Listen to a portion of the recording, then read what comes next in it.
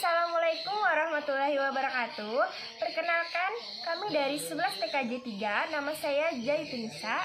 Saya Hetiani. Saya Siti Wahida. Di sini kami akan menjelaskan contoh jaringan WAN dalam bentuk sebuah jaringan yang menghubungkan satu kota ke kota lain.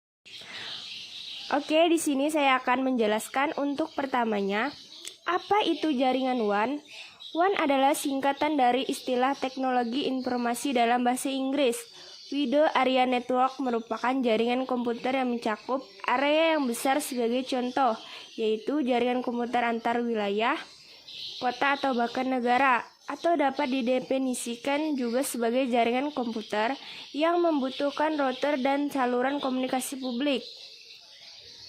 WAN digunakan untuk menghubungkan jaringan lokal yang satu dengan jaringan lokal yang lain, sehingga pengguna atau komputer di lokasi yang satu dapat berkomunikasi dengan pengguna dan komputer di lokasi yang lain. Jaringan WAN yang diimplementasikan pada perusahaan nasional atau internasional sebagai sebuah perusahaan nasional atau internasional, maka wajar bahwa perusahaan tersebut memiliki banyak kantor cabang dan juga kantor perwakilan di beberapa negara berbeda untuk dapat saling mengkoneksikan komputer di kantor pusat dan juga kantor cabang dan juga kantor perwakilan di beberapa negara tersebut. Maka digunakanlah prinsip dari WAN untuk dapat mengkoneksikan komputer tersebut. Contohnya misalnya, jaringan WAN yang menghubungkan komputer antara gerai Alfamart, jaringan yang menghubungkan antara kantor pusat dan kantor cabang. Misalnya untuk bank biasanya memiliki kantor pusat dan juga kantor cabang yang tersebar di beberapa kota. Untuk saling komunikasi data lewat jaringan, perusahaan tersebut harus mengimplementasikan jaringan WAN. Selanjutnya, WAN atau Wide Area Network adalah jaringan komputer yang membentang di wilayah geografis yang luas.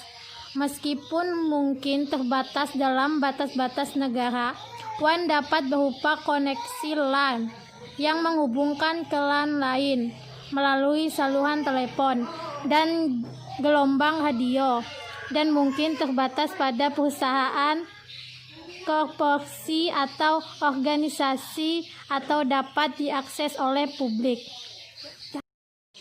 Teknologi ini mempunyai kecepatan tinggi dan relatif mahal. Ada dua jenis WAN, shortwave WAN dan point-to-point WAN. WAN sulit untuk dirancang dan dirawat. Mirip dengan MAN, toleransi kesalahan WAN lebih sedikit dan ada lebih banyak kemacetan di jaringan. Media komunikasi yang digunakan untuk WAN adalah PSTN atau Satellite Link.